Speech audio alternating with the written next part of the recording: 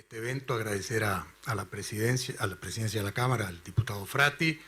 a la Escuela de Gobierno, el diputado Pepasqué y Verónica Mato, que están en su representación. Un saludo a las autoridades, a nuestros diputados y la diputada, al prefeito de Yaguarón Telis, a todas las autoridades, a los integrantes de la Comisión de la Laguna Marina aquí presentes, de la nueva comisión, ediles. Yo hoy en la mañana tuve la oportunidad de seguir el evento, si bien me incorporé ahora sobre el mediodía, de seguir las disertaciones, por lo tanto coincidimos plenamente con el sentido de todas las que hubo en cuanto a que existe un potencial para una futura hidrovía, existen las condiciones dadas de cuenca, de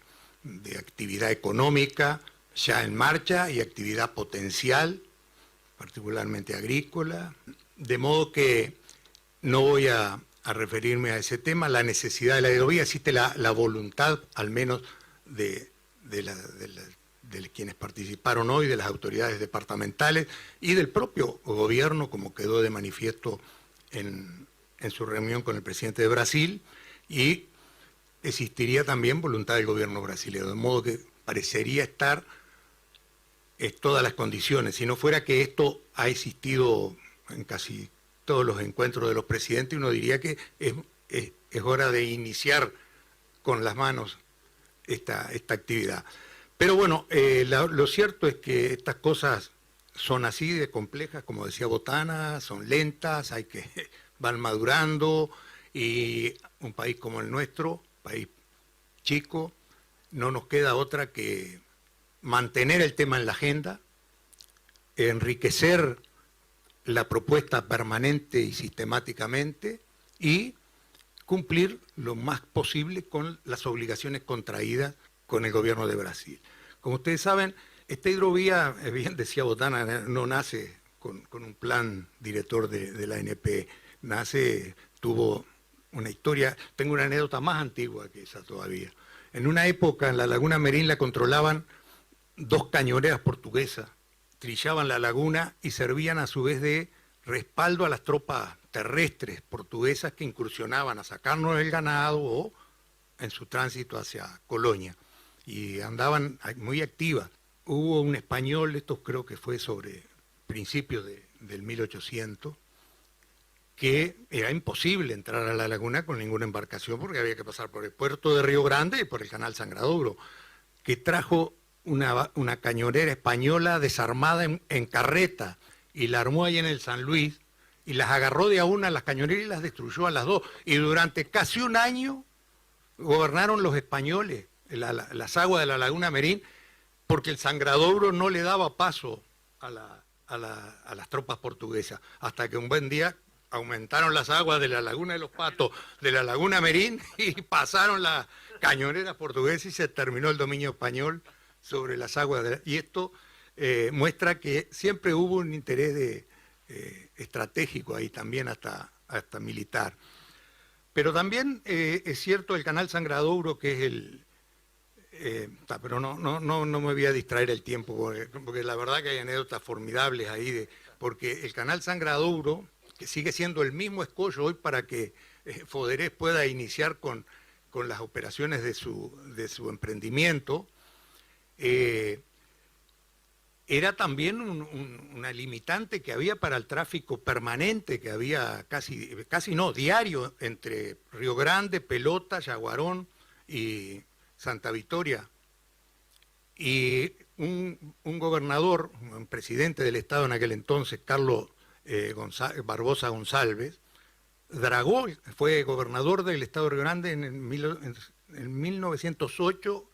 al 13, creo. Y en 1911 hicieron la primera batimetría de la laguna y dragaron el canal Sangradouro, y eso permitió un tráfico fluido de pasajeros. Es más, la cultura, la política de Yaguarón vibraba por el río Yaguarón y la hidrovía de la Laguna Merín. sus conexiones militares y políticas eran todas, en aquella época era muy difícil. Creo que también fue este hombre el que hizo el primer puente sobre Arroyo Grande, que permitió poder llegar hasta la estación de ferrocarril que había más cerca de Yaguarón. O sea que no era ninguna novedad que estamos inventando que se va a navegar la laguna. La laguna Merín siempre fue navegable. Y este hombre fue el último que dragó el canal Sangradouro, después se le hicieron algunos retoques, hasta que finalmente, sobre los años fines de los 40, se fue abandonando el tráfico fluvial, cada vez las carreteras eran más activas, y se dejó de dragar y es el obstáculo que tenemos. Tampoco es una obra de una magnitud gigantesca, ¿no? Los estudios que vimos habla de remover 2 millones de metros cúbicos de arena, que no es una cosa ni de decenas de millones de dólares, es bastante factible, o sea, se mueve mucho más que eso en cualquier puerto que se está dragando permanentemente. Pero bueno, le decía, la hidrovía surge ya así como compromiso de los dos países en el 2010, cuando Mujica, el presidente Mujica y el presidente Lula firman un acuerdo de los dos países que después fue ratificado parlamentariamente, o sea, adquiere carácter de ley, que en Brasil demoró un poquito más porque recién sobre el 2016 se viene a ratificar, pero está ratificado como tal. Y ahí también se crea, junto con ese acuerdo, una comisión técnica, que es la Secretaría Técnica de la Hidrovía Uruguay-Brasil. Ese es el nombre de la hidrovía y el nombre de la Secretaría Técnica. Esa Secretaría Técnica creó 3 comisiones, una de ambiente, una de reglamentos y una de cartografía. Bueno, eso ha estado marchando, con altibajos, como decía Botana, para arriba, para abajo, con mucha insistencia de Uruguay para que eso se active, pero se avanzó. La última reunión oficial, yo no sé, hace ya tiempo que no sé si en los últimos años, en el último año se habrá hecho otra, pero la última que me tocó estar fue en julio del año 2019, y era la reunión número 12 o 13, y ahí les puedo decir que en el tema medio ambiente se tiene muy acordado con las autoridades federales, el gobierno federal brasileño, con la de Uruguay, en todas las condiciones para que los impactos ambientales que genera una hidrovía, o al menos la navegación y los puertos, sean los menos posibles y sean mitigados lo más posible. O sea que ahí hay acuerdos y ya formalizados, muy trabajados. En los de reglamento lo mismo, se logró avanzar en los reglamentos, unificando reglamentaciones de navegación pluvial, de cabotaje de Brasil, de Uruguay, y bueno, y están todas las condiciones, yo diría, para que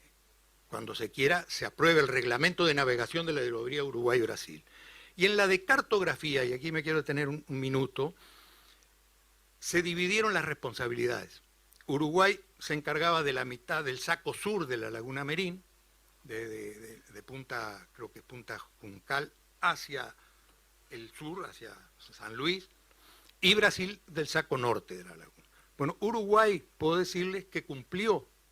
con mucho trabajo, hubo que adquirir una embarcación, después dotar esa embarcación de equipamiento técnico como para hacer un relevamiento del fondo, porque en realidad la batimetría es el estudio del relieve del fondo de la laguna, así como una carta topográfica que tenemos en nuestros campos, hay del fondo, sabemos metro a metro la profundidad que hay en el saco sur de la laguna.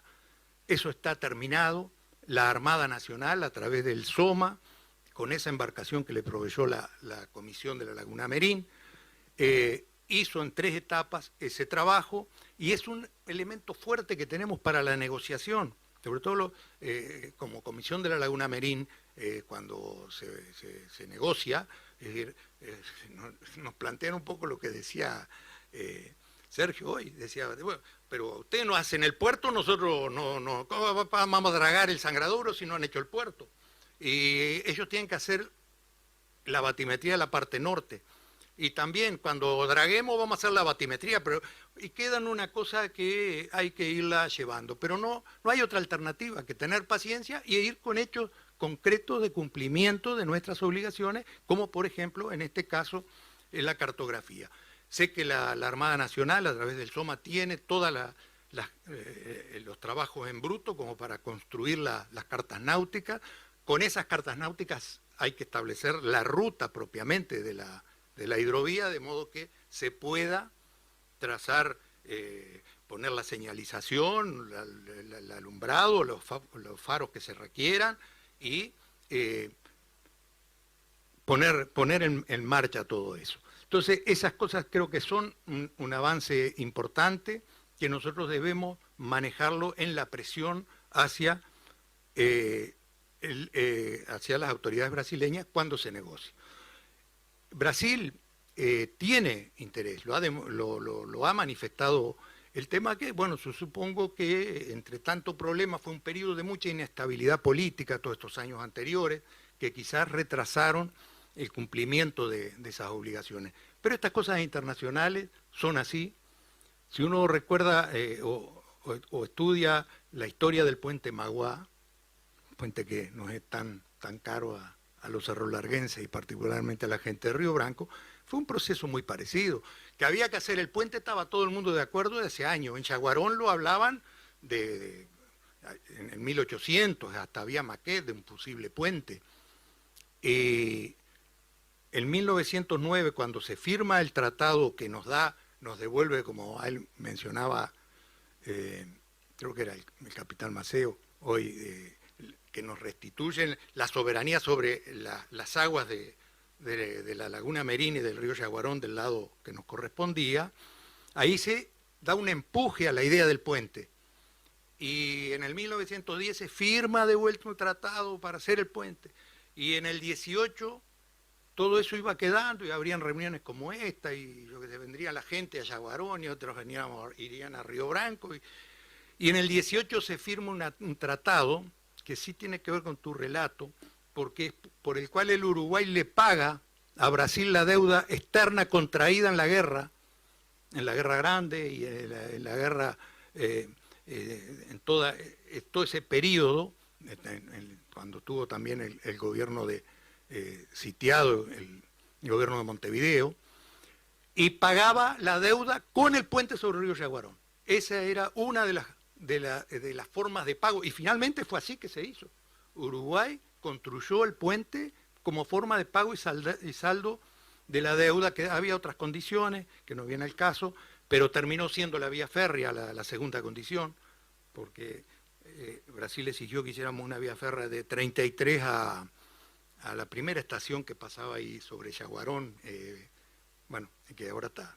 cerrada, pero había un ramal que antes no venía, bueno, eso se construyó también como pago de la deuda, de modo que después en el 24 se licita y se empieza la construcción y se termina en el 30. O sea que si tomamos que del 2010 ahora llevamos 11 años, capaz que está madura las condiciones para que ahora sí pueda esto resolverse. Finalmente, una cosa que es muy importante para este proyecto y para toda la actividad de desarrollo y sobre todo también de cara al turismo, que es el tema ambiental, que es una mirada que antes no se tenía y que cada vez es más imprescindible. La Laguna Merín es una formidable reserva de agua dulce, conforma un sistema de lagunas costeras único, que así bien se mantiene en condiciones de bastante sanidad, es muy frágil y está en un equilibrio muy cercano a que se rompa, porque la laguna funciona como una palangana donde todo el accionar de nosotros, de los humanos, en esa cuenca, termina arrastrándose en forma de sedimentos, de agroquímicos, de erosiones. En la laguna no tiene ninguna otra alternativa. La laguna casi funciona como un sistema cerrado, porque le entran casi 10 veces más agua de la que le sale por el canal San Gonzalo. Entonces, esos sedimentos se van quedando y van enriqueciendo de nutrientes el agua y empiezan a haber problemas como ya lo hemos tenido, de contaminación, de algas, de cianobacterias. Hay una carga de fósforo que no es crítica, pero puede ser crítica si pensamos, por suerte, gran parte del área sojera que yo he escuchado hoy a Bodré, no es pensado solo en la cuenca de la laguna, estamos pensando en Cuenca Río Negro, que vendría como salida más cercana por transporte a la laguna, porque si no hay que sí tomar muchas precauciones. El sistema arrocero se desarrolló mucho tanto de nuestro lado como de Brasil, eso genera algunos inconvenientes,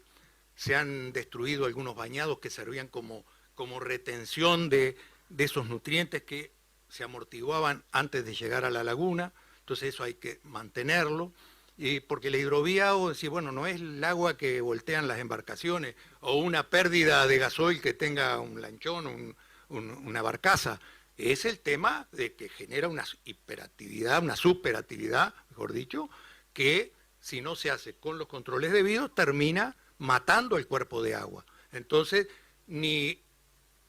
ponernos tan precavidos que no desarrollemos nada y esto se vaya perdiendo solo, ni tampoco, por eso es que la Secretaría Técnica tiene una comisión de medio ambiente.